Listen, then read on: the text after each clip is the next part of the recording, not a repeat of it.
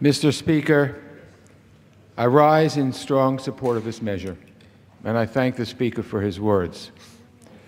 Before making my statement, though, I would like to yield 15 minutes of my time to my friend, the gentleman from North Carolina, Mr. David Price, and I ask unanimous consent that he be allowed to control that time. Without objection, the gentleman from North Carolina will control 15 minutes. So now I yield myself as much time as I may consume, or is the chairman? This is good. All right, I want to start by thanking our chairman, Ed Royce, who authored this resolution. I'm proud to be the lead Democratic co-sponsor and glad to say that more than 30 Democrats representing a broad cross-section of our party have signed on as co-sponsors of this bipartisan resolution. Ed Royce and I have worked together for the past 4 years, and we believe that foreign policy should be bipartisan and that partisanship should stop at the water's edge. And frankly, this is what we're doing today. We are condemning what happened because we think it's unfair and unjust. I want to also mention that I joined with my friend from North Carolina, Mr. Price, in authoring an amendment to this resolution that wasn't accepted, which emphasizes a two-state solution. I want to thank Mr. Price for his hard work on that approach, and I support it. We talk in this resolution about a two-state solution as well. Mr. Speaker, throughout its entire history, the state of Israel has never gotten a fair shake from the United Nations. Year after year after year, member states manipulate the UN to bully our ally Israel, to pile on with one-sided resolutions, placing all of the blame for the ongoing conflict on Israel. We saw a resolution like this come before the Security Council a few weeks ago, and today the House of Representatives will go on record saying that that UN resolution is wrong, plain and simple, and frankly, we should not have voted for that. The Security Council resolution is highly critical of Israel, yet asks nothing directly of the Palestinians. That's biased, that's unfair, that's not balanced, and again, we should have opposed it. We should have vetoed it. And the language about Jerusalem is not new, but it remains deeply offensive to Jews whose holiest site lies on the Temple Mount in East Jerusalem. The Kotel, the Holy Western Wall, is simply non-occupied territory, and it's offensive to hear that.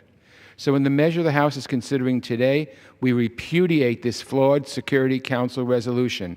And at the same time, we will say once again that we support a two-state solution, that the only way to reach that goal is through direct negotiations between the Israelis and the Palestinians, and that this shameful Security Council resolution put that goal further out of reach. Mr. Speaker, the international community faces a long list of pressing issues: mass killings in South Sudan, a crisis in Yemen, a humanitarian disaster in Syria, Russia's illegal occupation of Ukraine, and North Korea's nuclear weapons program. Yet rather than deal with those critical problems, the member states of the UN have chosen instead to use the international body to embarrass Israel.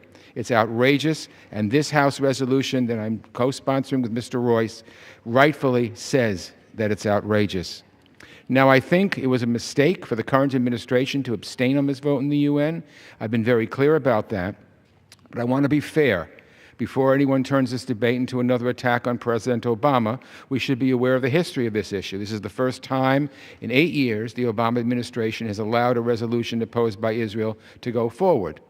The George Bush administration allowed it to happen 6 times, the Clinton administration 3 times, the first Bush administration 6 times, and the Reagan administration 10 times, including voting for one strongly condemning Israel for its premeditated and unprecedented act of aggression, that's a quote, when it wisely destroyed Iraq's nuclear weapons reactor in 1981.